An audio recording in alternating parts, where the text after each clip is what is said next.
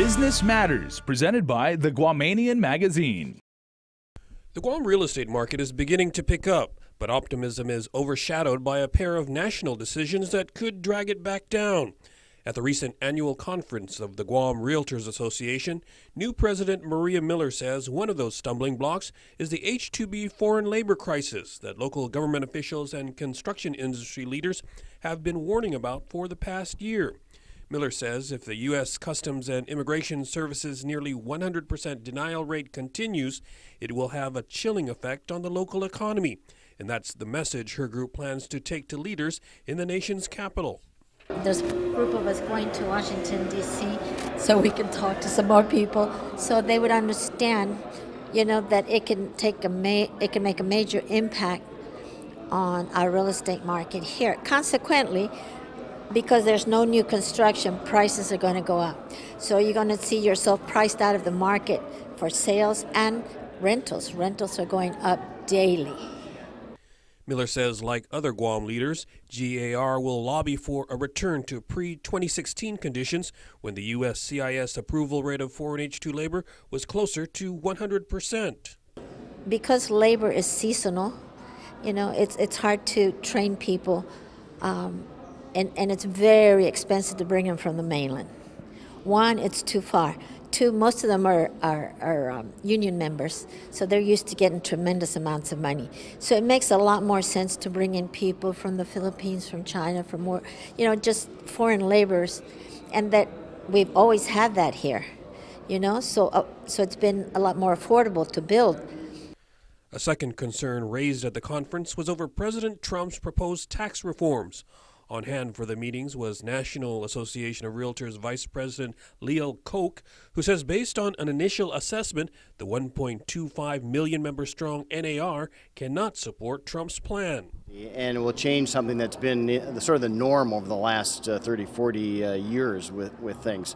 Not being able to expense off a lot of your deductions and things like that. Those are the things that they're trying to get rid of, which will then allow them to do a tax cut for whomever, the corporations and those wealthier folks, which in and of itself does not translate all that well for the everyday citizen, whether it's in Guam, Hawaii, California, or the nations. There's going to be a lot of discussion that's going to happen with all of that as we try to sit down at the table and try to work what's in the best interest of homeowners.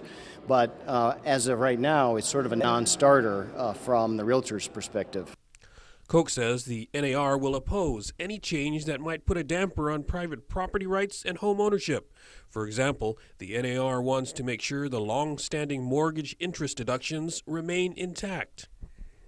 Also, 1031 tax like-kind exchanges, which effectively creates a market for commercial real estate to move property back and forth. And so those things we're trying to protect on a national level that will help all the way down into local communities to create viable and economically sound communities. You need good commercial, you need a viable residential market so people can move in the market, out of the market, rent, sell, buy. And in order to do that, you need tax policies and stuff that will promote growth, in a good way, will promote and help environmentally, but create an economic engine. Trump only released his tax reform proposal on April 26, and the complete details are still sketchy. The NAR, like other groups, has already staked out its battle lines, but also acknowledges it is taking a wait-and-see approach. In its current form of what they're trying to do. And of course, these are just suggestions. It was a one-page thing that came out, so the likelihood of that actually getting through Congress is doubtful, but it's the intention that it was actually put out on the table that would affect property owners throughout the country is a detriment and something that NAR will take a close look at. And as a regional vice president, Koch will be keeping an eye out for Guam, Hawaii, and California. For KUAM's Business Matters, I'm Nestor Lecanto.